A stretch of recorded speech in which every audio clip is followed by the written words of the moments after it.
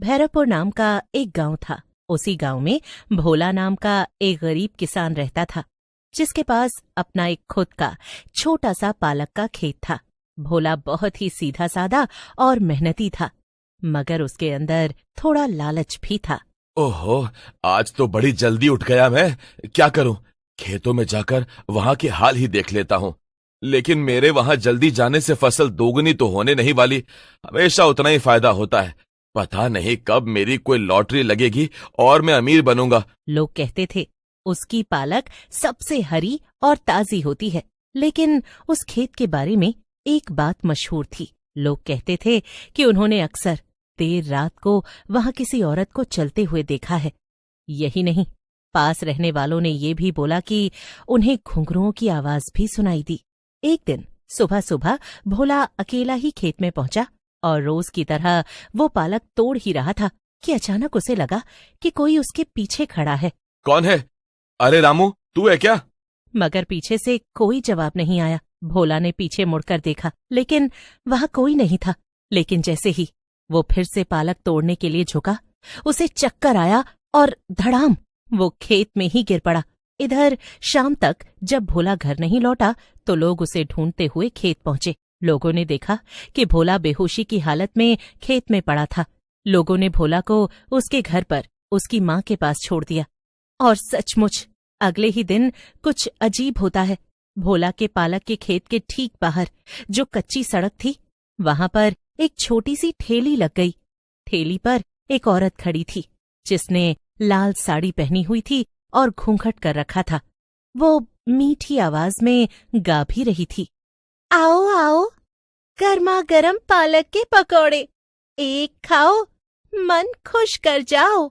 जब कुछ गांव वालों ने उसे पालक पकौड़ी बेचते हुए देखा तो उन्होंने सोचा कि शायद वो भोला की कोई रिश्तेदार होगी। पहले दिन एक कमला नाम की औरत उसके पास आई। अरे बहन, ये ठेला कब से लग गया? कमला की बात सुनकर वो औरत घूंघट के नीचे से मुस्कुराई। उसकी हंसी देखकर कमला को कुछ अजीब सा महसूस हुआ। अभी तो शुरू किया है, खेत की ताजी पालक है, चक्कर देखो। कमला ने पकौड़ी की तरफ देखा। अच्छा चलो ठीक है, फिर 10 रुपए के दे दो। कमला ने पहला कौर लिया। वाह, ऐसे पकौड़े तो मैंने कभी नहीं खाए। घूंघट के नीचे पालक पकौड़े बेचने वाली औरत उसे ही घूर रही थी। अचानक से एक तेज हवा का झोंका आया और आसपास धूल उड़ने लगी। देखते ही देखते कमला आंखों के सामने से गायब हो गई। औरत ने धीरे धीरे अपना घूंघट हटाया तो घूंघट के पीछे से एक चुड़ैल बाहर निकली। कमला के गायब होते ही चुड़ैल ने जोर से अपनी डरावनी हंसी हंसी। लो, एक और फंस गई मेरे जाल में, अब अगले की बारी। इतना कहकर फिर से उसने घूंघट कर लिया और गाने लगी, आओ आओ, गर्मा गर्म पालक के पकौड़े खाओ। ऐसे ही कुछ दिन बीत गए और पालक पकौड़े खाने वाले लोग गांव से गायब होते रहे। मगर फिर भी गांव में ये बात फैलने लगी कि पालक पकौड़े बेचने वाली औरत के हाथ का स्वाद कमाल है। कुछ दिन बाद फिर एक और औरत उसके पास आई, जिसका नाम शांता था। क्यों बहन, सुना है तुम्हारे पकौड़े बड़े मशहूर हो रहे हैं? ये सुनकर चुड़ैल घूंघट के अंदर से मुस्कुराते हुए धीमे से बोली, बस बहन, भगवान की कृपा है। फिर से वही हुआ। शांता के कहने पर उसके सामने ही चुड़ैल ने गर्मा गर्म पालक पकौड़े तले और जैसे ही शांता ने उन्हें खाया, तेज हवा चली और शांता गायब। चुड़ैल ने फिर से घूंघट उठाकर अपना असली रूप दिखाया और इस बार उसकी हंसी और भी डरावनी थी।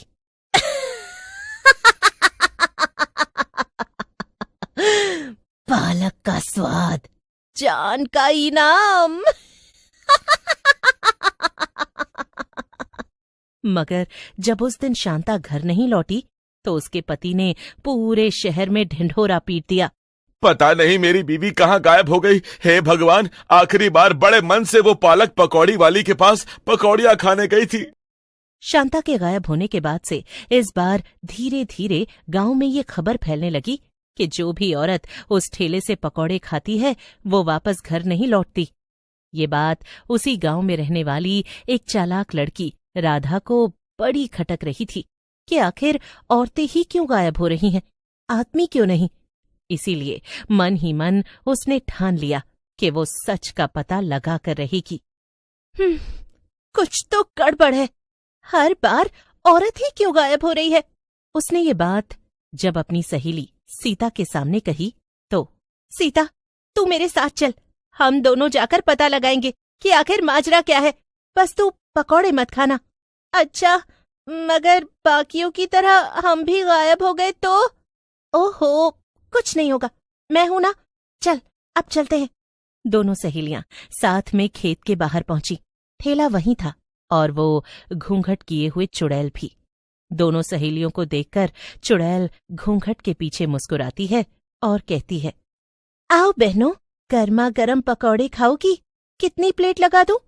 सिर्फ 10 रुपए की प्लेट है। अच्छा, बड़ा सस्ता बेच रही हो तुम तो। हाँ, और क्या, ताकि सब कोई खा पाए। बड़ी ही नेक दिल लगती हो। चलो ठीक है, लगा दो 2 प्लेट। राधा के इतना कहते ही चुड़ैल पकौड़ियां तलने लगती है। बहन, वैसे तुम ये पालक कहाँ से लाती हो? यहीं खेत से। अच्छा, भोला काका के खेत से? मगर वो तो अभी बीमार है, आप क्या उनकी रिश्तेदार हो? तुम पहले तो कभी नहीं दिखी इस गांव में। हाँ, उसकी पक्की सहेली हूँ, बहुत पुरानी पहचान है हमारी। लो, पकौड़े भी बनने वाले हैं, अभी गर्मा गर्म खिलाती हूँ। लेकिन तभी सीता धीमे से राधा को बोलती है, मुझे कुछ ठीक नहीं लग रहा राधा, उसका हंसना अजीब है, चल वापस घर चलते हैं। क्या? मगर पहले स्वाद तो चखो, इतनी दूर से आई हो। लो, पकौड़ियां खाकर बताओ कैसी बनी हैं। मुफ्त में दे रही हूँ। नहीं नहीं, अगली बार, अभी नहीं, घर पर काम है, फिर कभी सही। मगर अचानक से पकौड़ों की खुशबू हर तरफ फैल गई। खुशबू की वजह से सीता खुद को रोक नहीं पाई और उसने ना चाहते हुए भी एक पकौड़ा उठा लिया। नहीं सीता, मत खा, फेंक दे उसे। लेकिन बहुत देर हो चुकी थी। सीता ने पकौड़ी खा ली और उसे खाते ही उसकी आंखें अजीब हो गईं। उसकी पुतलियां लाल सी दिखने लगीं। वाह, ये तो बहुत चटपटी और मजेदार है, तुम भी खाकर देखो राधा। अचानक से तेज हवा चली और देखते ही देखते सीता गायब। राधा का दिल जोर जोर से धड़कने लगा। सामने खड़ी चुड़ैल ने घूंघट ऊपर किया और अपना असली चेहरा दिखाया। बचाओ, चुड़ैल, कोई है क्या? मैं इस खेत की असली मालिक हूँ और अब इस पालक पकौड़े के ठेले की भी। सब कुछ मेरा है अब, और देखना, कुछ समय में इस पूरे गांव की मालकिन बन जाऊंगी। कोई मुझे नहीं रोक सकता। क्या? मगर तुम ऐसा क्यों कर रही हो? सारी औरतों को अपनी तरह बना दूंगी, डरावनी चुड़ैल, और फिर उनके साथ इस गांव पर राज करूंगी। सब मेरे कहने पर चलेंगी। कुछ समय पहले मैं गरीब इस भोलू से मदद मांगने आई थी। सिर्फ इतना कहा कि थोड़ी पालक दे दे, फिर पकौड़े बनाकर रोजी रोटी कमाऊंगी।